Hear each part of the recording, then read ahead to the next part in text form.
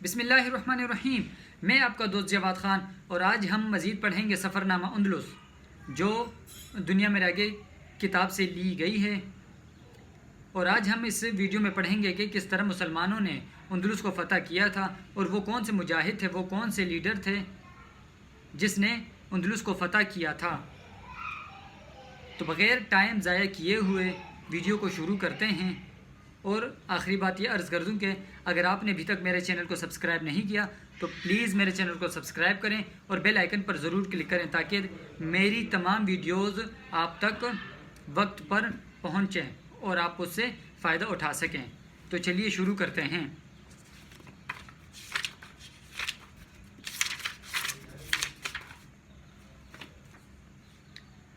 طارق بن زیاد کا لشکر 7,000 مسلمانوں پر مشتمل تھا۔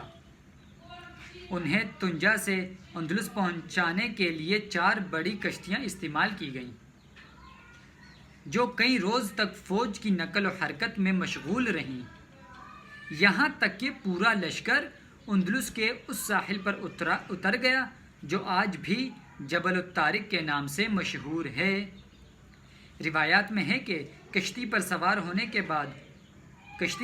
ہونے کے کچھ دیر بعد طارق بن زیاد کی آنکھ لگ گئی تو انہیں خواب میں نبی کریم صلی اللہ علیہ وسلم کی زیارت ہوئی۔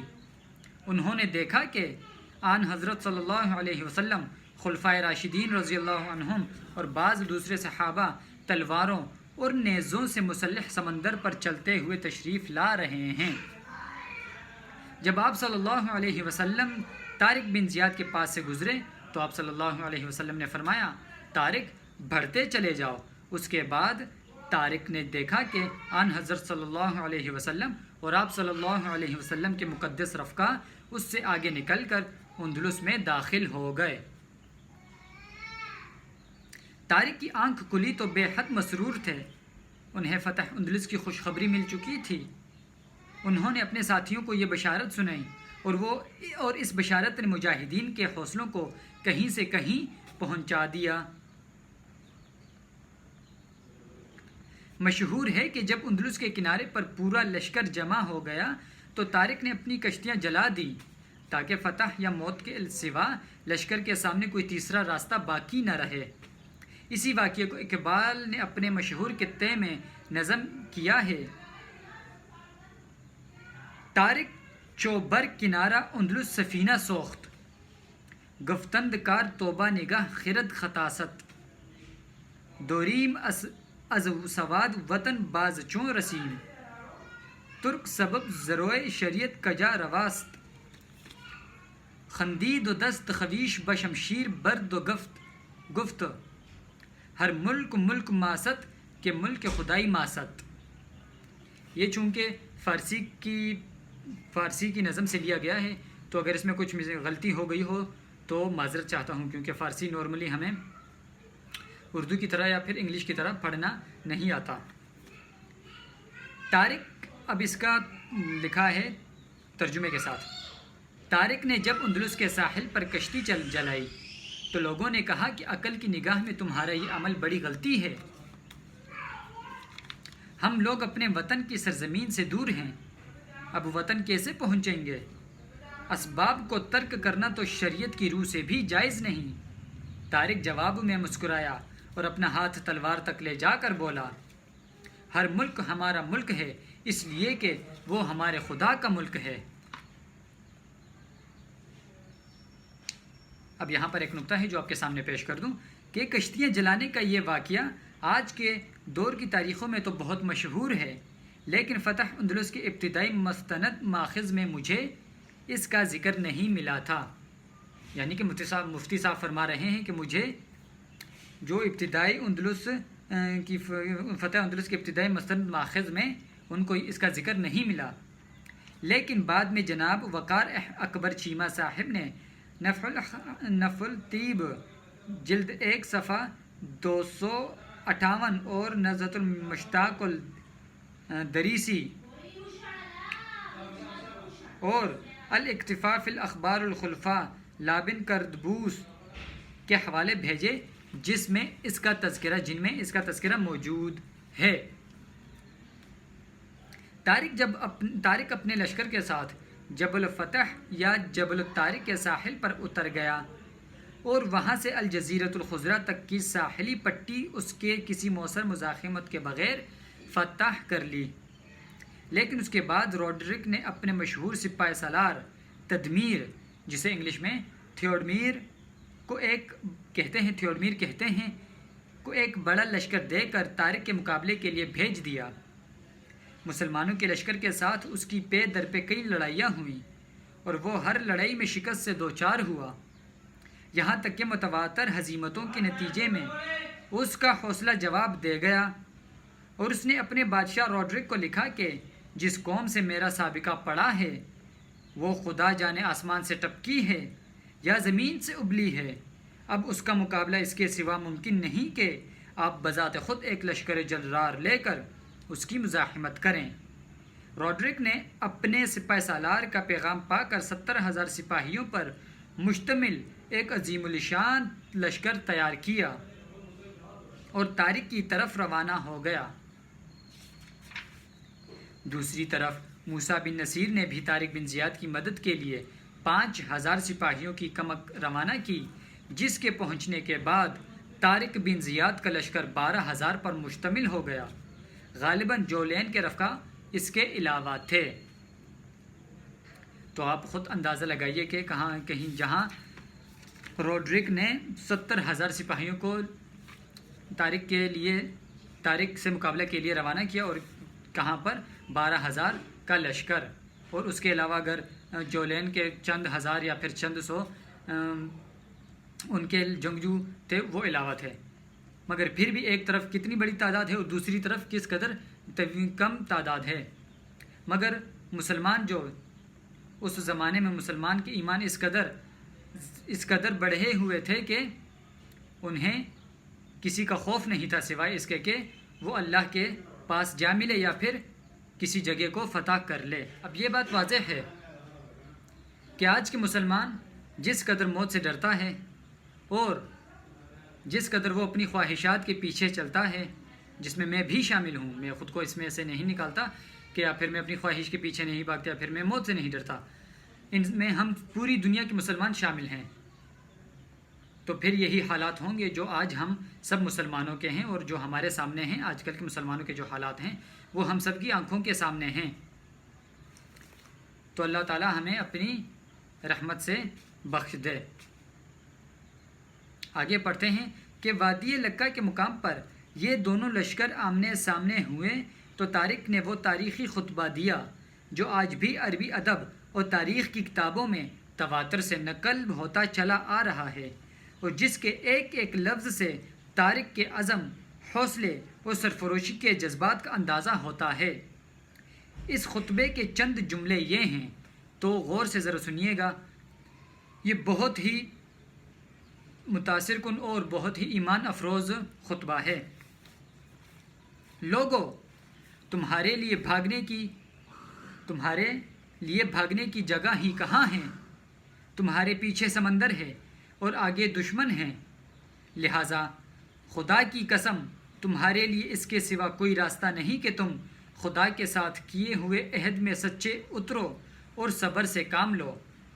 یاد رکھو کہ اس جزیرے میں تم ان یتیموں سے زیادہ بے آسرا ہو جو کسی کنجوس کے دسترخوان پر بیٹھے ہوں۔ دشمن تمہارے مقابلے کے لیے اپنا پورا لاؤ لشکر اور اسلحہ لے کر آیا ہے، اس کے پاس وافر مقدار میں غذائی سامان بھی ہے، اور تمہارے لیے تمہاری تلواروں کے سوا کوئی پناہ گاہ نہیں۔ تمہارے پاس کوئی غذائی سامان اس کے سوا نہیں جو تم اپنے دشمن سے چھین کر حاصل کر سکو۔ اگر زیادہ وقت اس حالت میں گزر گیا تو کہ تم فکر و فاقے کی حالت میں رہے اور کوئی نمایاں کامیابی حاصل نہ کر سکے تو تمہاری ہوا اکھڑ جائے گی، اور ابھی تک تمہارا جو رعب دلوں پر چھایا ہوا ہے اس کے بدلے دشمن کے دل میں تمہارے خلاف جرأت و جسارت پیدا ہو جائے گی۔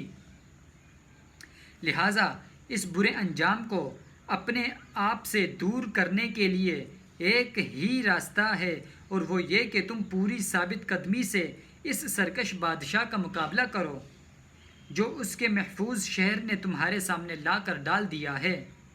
اگر تم اپنے آپ کو موت کے لیے تیار کر لو تو اس نادر موقع سے فائدہ اٹھانا ممکن ہے، اور میں تمہیں کسی ایسے انجام سے نہیں ڈرایا اور میں نے تمہیں کسی ایسے انجام سے نہیں ڈرایا جس سے میں خود بچا ہوا ہوں، نہ میں تمہیں کسی ایسے کام پر آمادہ کر رہا ہوں جس میں سب سے سستی پونجی انسان کی جان ہوتی ہے، اور جس کا آغاز میں خود اپنے آپ سے نہ کر رہا ہوں۔ یاد رکھو، اگر آج کی مشقت پر تم نے صبر کر لیا تو طویل مدت تک لذت و راحت سے لطف اندوز ہوگے۔ اللہ تعالیٰ کی نصرت و حمایت تمہارے ساتھ ہے۔ تمہارا یہ عمل دنیا اور آخرت دونوں میں تمہاری یادگار بنے گا، اور یاد رکھو جس بات کی دعوت میں تمہیں دے رہا ہوں اس پر پہلا لبیک کہنے والا میں خود ہوں۔ جب دونوں لشکر ٹکرائیں گے تو میرا عزم یہ ہے کہ میرا حملہ اس قوم کے سرکش ترین فرد روڈرک پر ہوگا، اور انشاءاللہ میں اپنے ہاتھ سے اسے قتل کروں گا۔ تم میرے ساتھ حملہ کرو۔ اگر میں روڈرک کی ہلاکت کے بعد ہلاک ہوا تو روڈرک کے فرض سے تمہیں سب کا دوش کر چکا ہوں گا، اور تم میں ایسے بہادر اور ذی عقل افراد کی کمی نہیں جن کو تم اپنی سربراہی سونپ سکو، اور اگر میں روڈرک تک پہنچنے سے پہلے ہی کام آ گیا تو میرے اس عزم کی تکمیل میں میری نیابت کرنا تمہارا فرض ہوگا۔ تم سب مل کر اس پر حملہ جاری رکھنا اور پورے جزیرے کی فتح کا غم کھانے کے بجائے اس ایک شخص کے قتل کی ذمہ داری قبول کر لینا تمہارے لیے کافی ہوگا، کیونکہ دشمن اس کے بعد ہمت ہار بیٹھے گا۔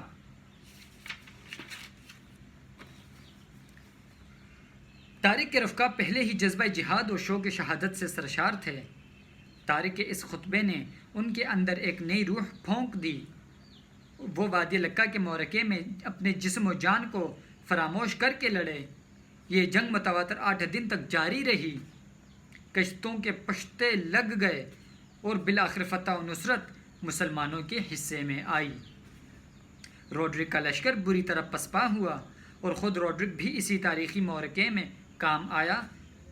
بعض روایتوں سے معلوم ہوتا ہے کہ اسے خود طارق بن زیاد نے قتل کیا، اور بعض روایتوں میں ہے کہ اس کا خالی گھوڑا دریا کے کنارے پایا گیا، جس سے یہ اندازہ لگایا گیا کہ وہ دریا میں ڈوب کر ہلاک ہوا۔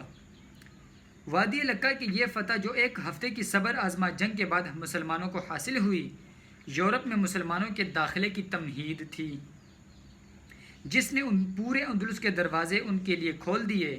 اس کے بعد مسلمان اندلس کے تمام شہر فتح کرتے ہوئے آگے بڑھتے رہے، یہاں تک کہ انہوں نے اس وقت کے دارالحکومت تلیتلا، جسے انگلش میں تولیدو، کو بھی فتح کر لیا۔ اس کے بعد بھی ان کی پیش قدمی جاری رہی، یہاں تک کہ وہ فرانس کے اندر جا کر کوہ پیری نیز کے دامن تک پہنچ گئے۔ اندلس کی فتح کے بعد مسلمانوں نے یہاں 800 سال تک حکومت کی، جس کے دوران انہیں علم و دانش اور تہذیب و تمدن کے منفرد چراغ روشن کیے، اور اس خطے کو دنیا کا سب سے زیادہ ترقی یافتہ علاقہ بنایا۔ انہی تاریخی واقعات کی بزم تصور میں سجائے ہوئے ہم نے غرناطہ جانے والی سڑک پر اپنا سفر جاری رکھا۔ اب یہاں سے مفتی صاحب دوبارہ اپنے سفر کے بارے میں گفتگو جاری کرتے ہیں۔ آسمان پر ہلکا ہلکا ابر تھا اور سڑک چھوٹی چھوٹی سرسبز پہاڑیوں کے درمیان پل کھاتی ہوئی گزر رہی تھی۔ پہاڑیوں کی سطح پر اور درمیانی وادیوں میں زیتون کے حسین درخت بڑے توازن اور تناسب کے ساتھ حد نظر تک پھیلے ہوئے تھے۔ تصور کی نگاہیں پہاڑوں اور وادیوں کے اس نشیب و فراز میں مجاہدین اسلام کے اولو العزم قافلوں کو اترتا چڑھتا دیکھ رہی تھیں۔ آج ہماری کار ایک صاف شفاف سڑک پر تیرتی جا رہی تھی۔ جس کے راستے میں کوئی پہاڑ حائل ہوا تو اس نے اس کا سینہ چیر کر سرنگ کا راستہ پیدا کر لیا۔ لیکن 1300 سال پہلے صحرا نشینیوں دامن تک پہنچ گئے تھے۔ اقبال نے طارق بن زیاد کی زبان سے انہی خدا مست مجاہدوں کے لیے کہا تھا: یہ غازی، یہ تیری پر اسرار بندے، جنہیں تو نے بخشا ہے ذوق خدائی، دو نیم ان کی ٹھوکر سے صحرا و دریا، سمٹ کر پہاڑ ان کی ہیبت سے رائی۔ تھوڑے تھوڑے فاصلے پر چھوٹی چھوٹی بستیاں اور بعض متوسط حجم کے شہر بھی گزرتے رہے۔ ان بستیوں کے ناموں سے اندازہ ہوتا تھا کہ یہ کسی عربی نام کی بگڑی ہوئی شکل ہے۔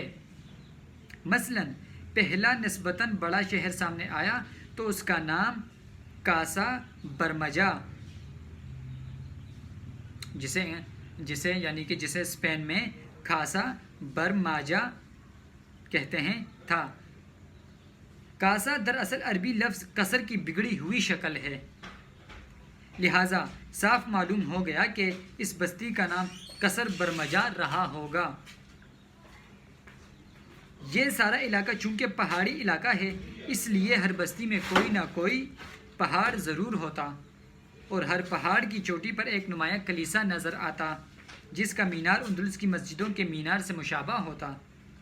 سقوط اندلس کے کچھ عرصے کے بعد چونکہ ملک کی تمام مسجدوں کو کلیسا میں تبدیل کرنے کا حکم دے دیا گیا تھا، اس لیے غالب گمان یہی ہے کہ پہاڑوں کی چوٹی پر بنے ہوئے یہ کلیسا، جن میں ہر جگہ ایک ہی طرز کا مینار نظر آتا ہے، کبھی مسجد رہے ہوں گے اور ان سے 5 وقت کی اذانوں کی آواز گونجتی ہوگی، لیکن آج یہ مینار زبان حال سے یہ کہتے نظر آتے ہیں: زمزموں سے جس کے لذت گیر اب تک گوش ہے، کیا وہ تکبیر اب ہمیشہ کے لیے خاموش ہے۔ تو دوستو آج کی ویڈیو میں یہی تک پڑھتے ہیں، اور انشاءاللہ اگلی ویڈیو میں ہم لوشا کے بارے میں آپ کو بتائیں گے۔ تو امید کرتا ہوں کہ آپ کو ویڈیو پسند آئی ہوگی، اور جو طارق بن زیاد رحمۃ اللہ علیہ کا جو آپ کو میں نے خطبہ پڑھ کر سنایا، وہ آپ کو ضرور ایمان افروز اور آپ کے ایمان میں اضافہ کرنے والا ثابت ہوا ہوگا۔ تو اگر میری ویڈیو پسند آئی ہے تو ایک مرتبہ پھر کہتا ہوں کہ سبسکرائب کریں اور بیل آئیکن پر ضرور کلک کریں تاکہ میری اسی طرح معلوماتی ویڈیوز آپ تک بر وقت اور بر موقع پہنچتی رہیں۔ تو انشاءاللہ ملاقات ہوگی اگلی ویڈیو میں، تب تک کے لیے اللہ حافظ۔